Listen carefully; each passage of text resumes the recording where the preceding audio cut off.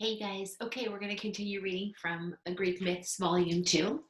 And this is the story of Daedalus and Icarus. When King Minos learned that Theseus of Athens had killed the Minotaur and run away with the princess, he was filled with rage.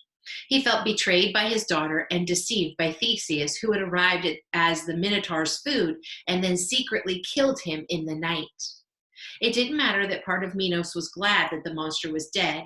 He wanted to blame someone, and his choice fell on Daedalus, the Athenian. He's behind this. They couldn't have done it without his help, he said. Bring Daedalus before me. Daedalus was dragged before the king, who eyed him grimly. I should have known better than to hire an Athenian, he told him. Athenians stick together and only help each other. Yet all unknowingly, Daedalus, you have helped me, for you have built your own prison. Take him to the maze and lock him in forever. So Daedalus was locked away in the Minotaur's gloomy palace together with his son Icarus, a boy of 10. For Minos had sworn that in future no more Athenians should live freely on the island of Crete. Icarus found the days long and dreary in the dark palace. Its windows looked inwards onto a dismal courtyard. He never saw the outside world where children ran about and people greeted each other in the streets. His only playground was the maze.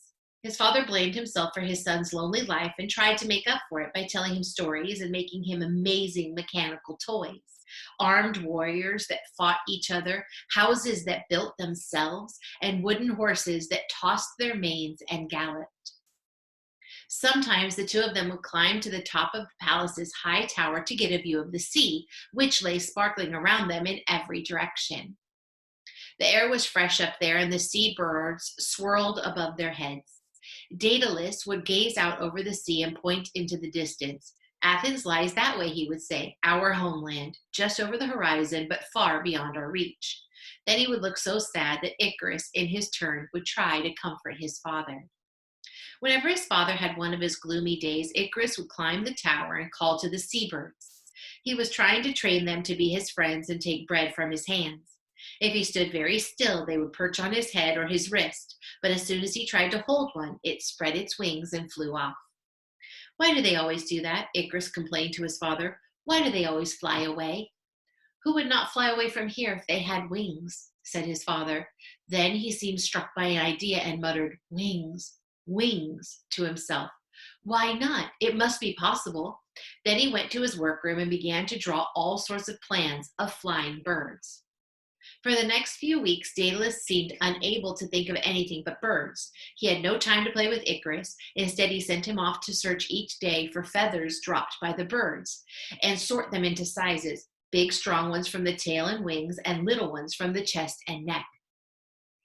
Meanwhile, Daedalus was busy mounting the feathers on wooden frames. He dipped the ends of each feather in melted wax, which hardened and held it in place on the frame.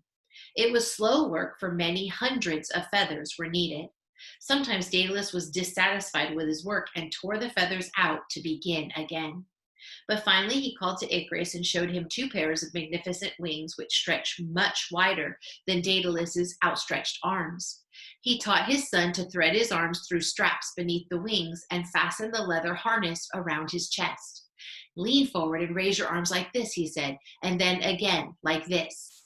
Icarus flapped his arms and ran, rising on tiptoes as he felt the air like a cushion supporting him.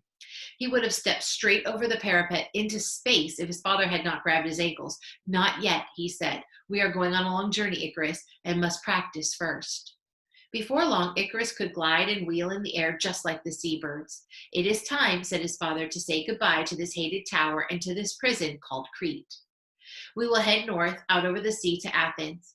You must follow me closely at all times, Icarus. Do not fly too low, or the sea spray will soak your feathers and drag you down.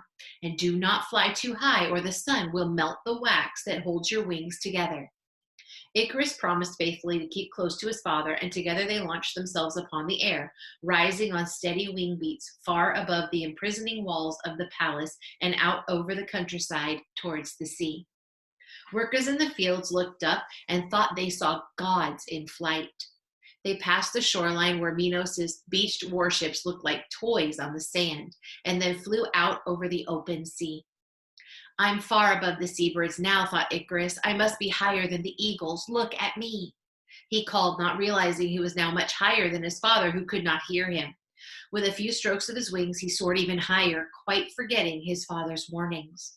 I could reach the stars and not be tired. No bird has ever been as high as this. Suddenly, he noticed feathers in the air, a few, then more and more of them. The heat of the sun had melted the wax that held his feathers in place, and he was falling. Frantically, he flapped the bare wing frames up and down. The air was no longer a cushion supporting him, but a vast hollow through which he dropped like a stone into the sea. He cried to his father desperately for help, but the waves closed over him, and he was drowned. Daedalus, searching for his son, found only feathers floating on the water and wept to think of his own inventiveness had been the cause of his own son's death. He raised a monument to him on a nearby island and then flew homeward sorrowfully to Athens. I'm going to show you some of the pictures. There's a few. All right, let me share. So here you go. There is Daedalus holding Icarus down when he first got his wings on. And here are the people on the countryside watching them fly and thinking they look like gods flying up there. And there is poor Icarus falling to his doom because he did not listen to his dad about flying too close to the sun. Okay, I hope you liked this one, and I will see you later. Bye-bye.